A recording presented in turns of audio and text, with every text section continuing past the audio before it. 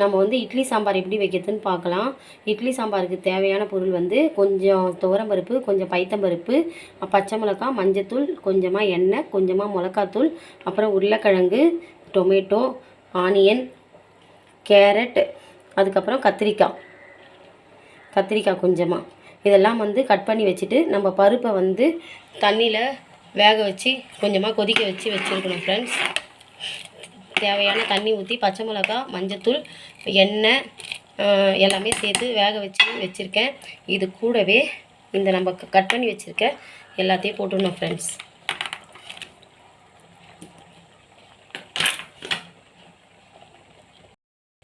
இப்போ கட் பண்ணி வச்சுருந்தேன் எல்லாத்தையும் போட்டு கொஞ்சமாக இன்னும் ஒரு டம்ளர் தண்ணி ஊற்றிக்கணும் ஃப்ரெண்ட்ஸ். இது கூடவே நம்ம கொஞ்சமாக மிளகாத்தூள் ஆட் பண்ணிடணும் ஃப்ரெண்ட்ஸ். மிளகாத்தூள் ஆட் பண்ணிவிட்டு ஒரு 6 விசில் வச்சு நல்லா குழைய வேக வச்சு எடுத்துடணும் ஃப்ரெண்ட்ஸ். அதுக்கப்புறம் நம்ம தாளிச்சிடலாம் ஃப்ரெண்ட்ஸ்.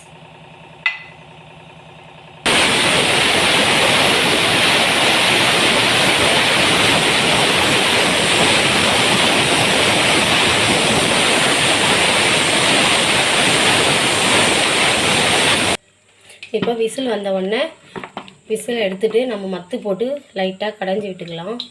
ஏன்னா கொஞ்சம் கத்திரிக்காயெலாம் நல்லா மசிஞ்சிடும் கடைஞ்சா. அப்போ நம்மளுக்கு கொஞ்சம் திக்னஸ் அதிகமாக கிடைக்கும். கடைஞ்சி ஊற்றிட்டு ரொம்ப திக்காக இருக்க மாதிரி இருக்குது, அதனால் கொஞ்சோண்டு தண்ணி சேர்த்துக்கலாம் ஃப்ரெண்ட்ஸ். உப்பு ஆட் பண்ணி கொஞ்சமாக கொத்தமல்லி தழை போட்டுக்கலாம் ஃப்ரெண்ட்ஸ். என்கிட்ட கருவேப்பிலை இல்லை, அதனால் உப்பு ஆட் பண்ணிக்கிறேன். தேவையான அளவு உப்பு ஆட் பண்ணிக்கணும்.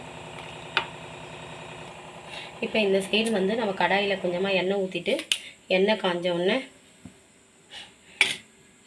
கொஞ்சமாக கடுகு ஆட் பண்ணிக்கலாம் ஃப்ரெண்ட்ஸ். கொஞ்சமாக கடுகு ஆட் பண்ணிட்ட உடனே சோம்பு வந்து தூள் பண்ணி வச்சுருக்கேன் ஃப்ரெண்ட்ஸ், அதையே ஆட் பண்ணிக்கலாம்.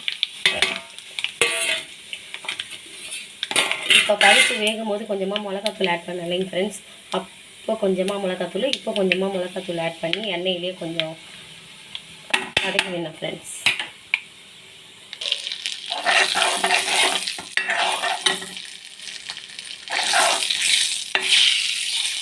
இந்த மாதிரி வதக்கி விட்டுட்டு கொஞ்சமாக சாம்பார் எடுத்து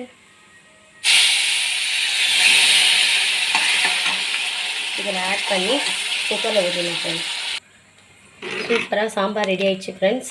இப்போ வந்து நம்ம தட்டில் சாம்பார் நிறைய ஊற்றிக்கிட்டு ஒரு 2 இட்லி வச்சுட்டு மறுபடியும் அந்த சாம்பார் கொஞ்சமாக மேலே இட்லி மேலே ஊற்றி சாப்பிட்டோம்னா சூப்பராக இருக்கும் ஃப்ரெண்ட்ஸ். எல்லோரும் ட்ரை பண்ணி பாருங்கள். Thank you friends.